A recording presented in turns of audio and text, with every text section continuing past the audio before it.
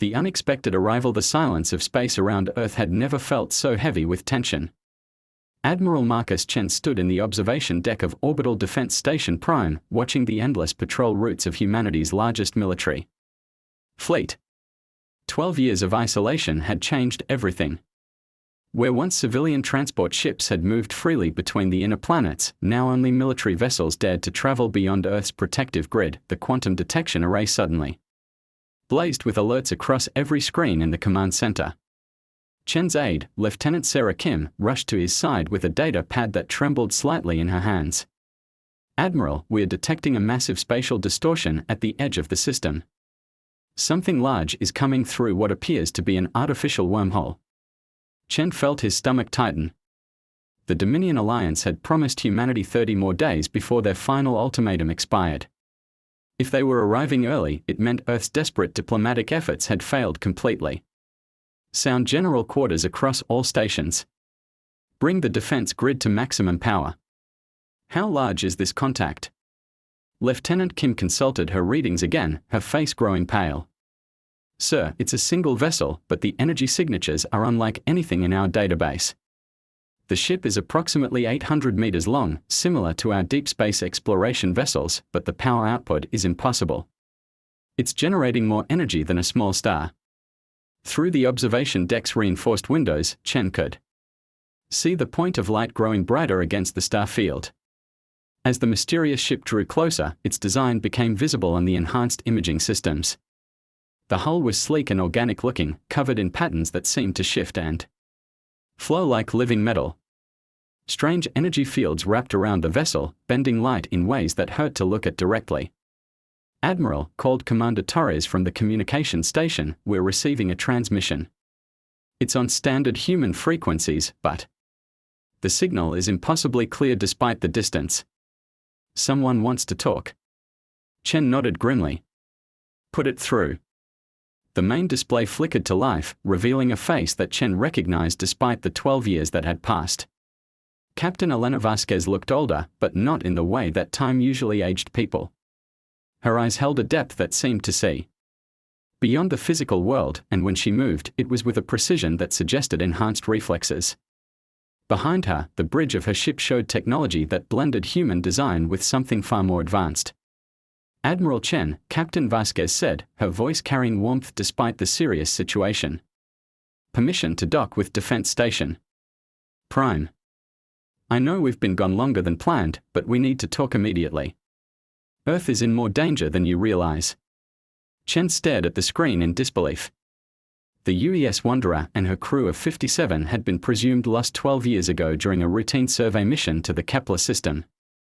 They had simply vanished without a trace, leaving behind no debris, no distress signals, and no explanation. The loss had been one of the factors that led to humanity's current isolation policy. "Captain Vasquez," Chen said carefully, "you're supposed to be dead. Your ship disappeared without explanation in 2387. Where have you been for 12 years? Elena's expression grew serious. "That's a very long story, Admiral, and we don't have much time. What I can tell you right now is that we found something out there. Something that has given us capabilities we never thought possible.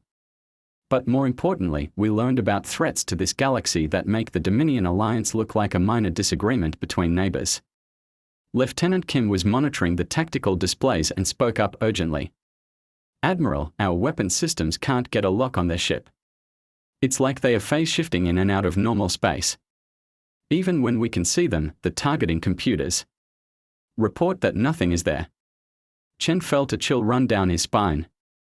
The Dominion had superior technology to humanity in most areas, but nothing in their arsenal could produce the effects he was witnessing.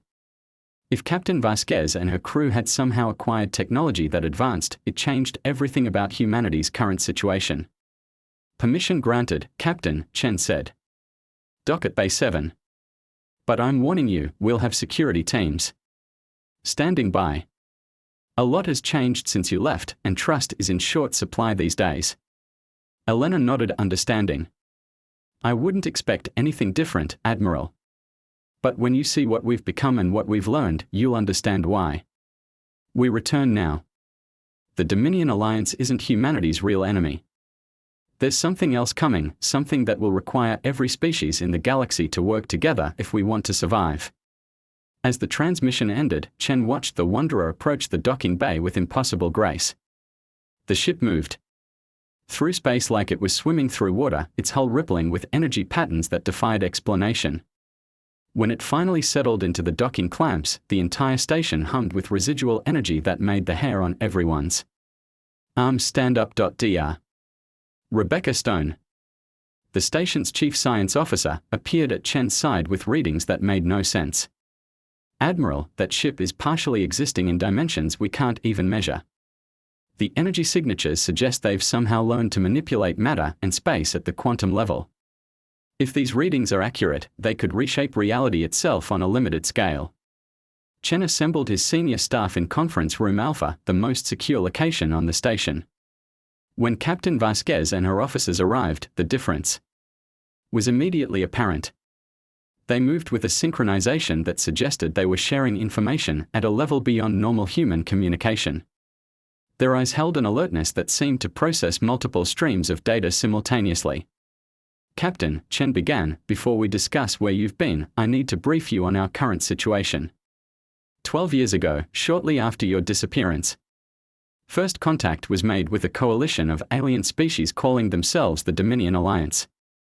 Initially, diplomatic relations seemed promising. Elena leaned forward, her enhanced senses already processing far more information about the room and its occupants than any normal human could manage. What changed? Commander Sarah Mitchell, Chen's intelligence chief, activated a holographic display showing the local galactic region. The Dominion discovered that humanity was expanding faster than any species they had encountered. Our colonization rate, our adaptability, our tendency to find solutions where others saw only problems. They decided we were a threat to galactic stability. The display showed dozens of human colonies, many of them thriving worlds that had been transformed from barren rocks into garden planets through human ingenuity and determination. Elena could see why other species might find such rapid expansion concerning, but she also understood something the Dominion did not. They are afraid, Elena said simply. Not of our weapons or our ships, but of what we represent. We don't accept limitations the way other species do. When they encounter a problem, they adapt around it. When we encounter a problem, we find a way to eliminate it entirely. Dr. Stone nodded grimly. That's exactly what their ambassador told us. They gave humanity an ultimatum: cease all expansion beyond the Sol system and submit to Dominion oversight of our technology development or face the consequences. We have 18 days remaining before their fleet arrives to enforce their demands. Elena exchanged glances with her crew members, and Chen realized they were communicating in ways that went beyond verbal speech. When she turned back to address the room, her expression was both confident and concerned. Admiral, the Dominion Alliance is the least of our problems. During our 12 years away from this galaxy, we discovered that there are forces at work that make territorial disputes seem insignificant. We need to strengthen humanity, not just for our own survival, but because this galaxy is going to need us to be stronger than we ever imagined possible. Lieutenant Commander David Park, Elena's science officer, stepped forward. With your permission, Admiral, we'd like to show you what we've learned. But I have to warn you, what you're about to see will change your understanding of what humanity can become. Chen looked around the room at his staff, seeing the same mixture of hope and apprehension on every face. For 12 years, they had been preparing for a war they probably couldn't win against enemies who outnumbered them 1,000 to 1.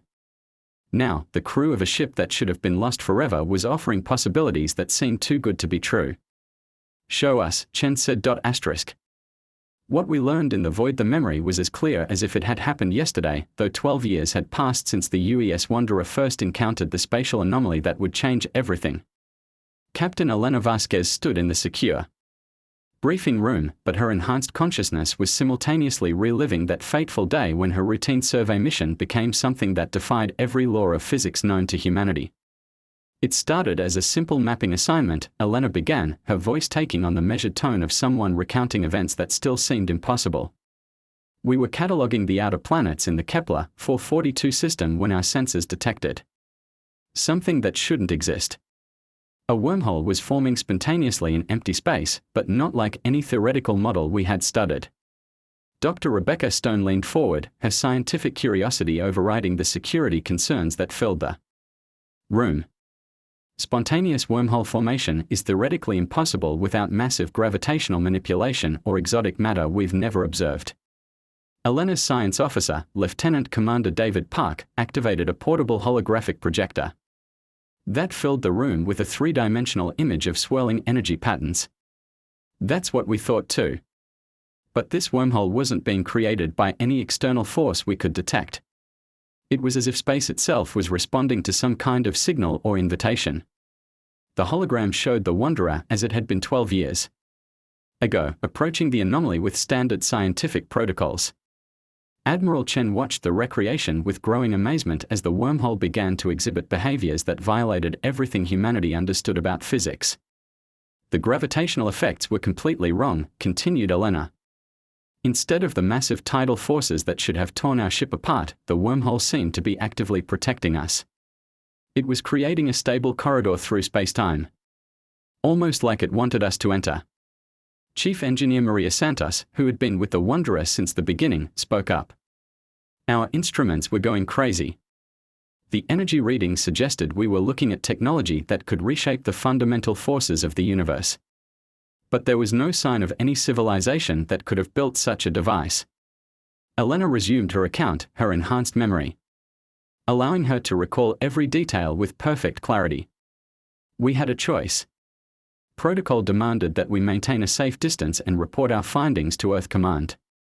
But we were looking at the greatest discovery in human history, and it was actively inviting us to investigate further. Admiral Chen could see where this was leading. You went through. We went through, Elena confirmed. The transition was unlike anything we had experienced. One moment we were in normal space, and the next we were somewhere that operated on completely different rules. Our instruments couldn't make sense of what they were detecting. Distance, time, even matter itself seemed to be suggestions rather than absolute laws. The holographic display shifted to show what the crew had found on the other side. It was a realm of impossible beauty, where energy flowed in patterns that resembled both architecture and living organisms. Massive structures stretched across space in geometries that hurt to look at directly, connected by streams of pure light that pulsed with complex rhythms. We called it the Nexus Realm, said Dr. Park. A pocket dimension that existed parallel to normal space but followed entirely different physical laws. The structures we found there were clearly artificial, but built by beings whose understanding of reality far exceeded anything we could comprehend. Elena continued the story, her voice taking on a tone of wonder that had not diminished despite 12 years of contemplation. We weren't alone there. The builders of that realm were still present, but not in any form we could initially recognize. They had evolved beyond physical existence, becoming beings of pure consciousness that could manipulate matter and energy through will alone. Commander Sarah Mitchell interrupted, her intelligence background making her focus on potential threats. Were they hostile? Not hostile, Elena replied, but not entirely friendly either. They were curious about us, the same way we might be curious about an unusual species of bacteria. They had been waiting in that realm for millions of years, hoping that someone would eventually find their invitation and prove capable of understanding what they had to offer. The holographic display changed again, showing the gradual transformation of the Wanderer and its crew. The ship began to exhibit organic-looking modifications, while the crew members showed signs of enhanced capabilities that went far beyond normal human limitations. They called themselves the Architects, explained Chief Santos. They had once been physical beings like us, but they had faced a crisis that forced them to evolve beyond material existence. They learned to merge consciousness with technology, to think in dimensions beyond the three we normally perceive, to manipulate the quantum foundations of reality itself. Elena's tactical officer, Lieutenant Commander Jennifer Hayes, took over the narrative. The architects offered to teach us, but they warned us that the process would change us permanently. We would remain human, but we would become something more than human as well. The decision had to be unanimous among the crew. Admiral Chen realized he was holding his breath. 57 people agreed to undergo alien enhancement procedures. It wasn't enhancement in the traditional sense, Elena clarified. The architects didn't add technology to our bodies. They taught our minds how to interface directly with the quantum level of reality. They showed us how consciousness could interact with matter and energy in ways we had never imagined possible. Dr. Stone was studying the readings from her instruments, which were detecting energy signatures from the Wanderer crew that defied explanation. The biological scans we're getting suggest that your neural activity is operating at levels that should be impossible for human brains to sustain. Our brains adapted, said Dr. Park. The architects guided us through a gradual process that took nearly 3 years. We learned to think in 4 dimensions, to process information at quantum speeds, to interface directly with any technology based on similar principles. But most importantly, we learned to maintain our humanity while gaining these new capabilities. Elena walked to the viewing port and looked out at Earth, her enhanced senses detecting details about the planet's defensive preparations that normal humans would miss. The architects had faced a threat that destroyed their original civilization. A force that consumed entire galaxies by breaking down the complex structures that allowed life and consciousness to exist. They evolved to escape that threat, but in doing so, they lost something essential about what they had been. The room fell silent as the implications of her words became clear. Admiral Chen was the first to speak. This threat they faced, is it still out there? It's not just still out there, Elena said grimly. It's active again. The architects detected signs of its awakening before we left the Nexus realm. That's why they were willing to share their knowledge with us. They need someone who can fight this threat without losing their essential nature in the process. Lieutenant Commander Hayes activated another holographic display, this one showing a map of the local galactic region with areas marked in ominous red. The architects call it the entropy wave. It's not a species or a civilization, but a fundamental force that awakens when complex life becomes too successful, too organized. It serves as a cosmic reset button, breaking down advanced civilizations and returning entire regions of space to primordial chaos. Asterisk. Elena turned back to face the assembled officers. The Dominion Alliance's aggression toward humanity isn't just xenophobia. They are unconsciously responding to the approach of something that makes them desperate to maintain the status quo. They can sense that change is coming, and they are trying to prevent it by suppressing the most adaptable species they've encountered.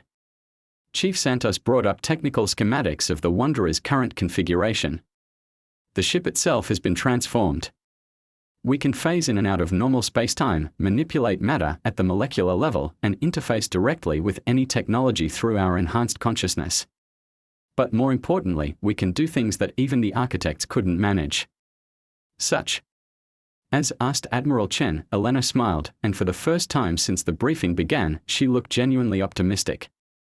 We can maintain our humanity while wielding power that could reshape reality itself.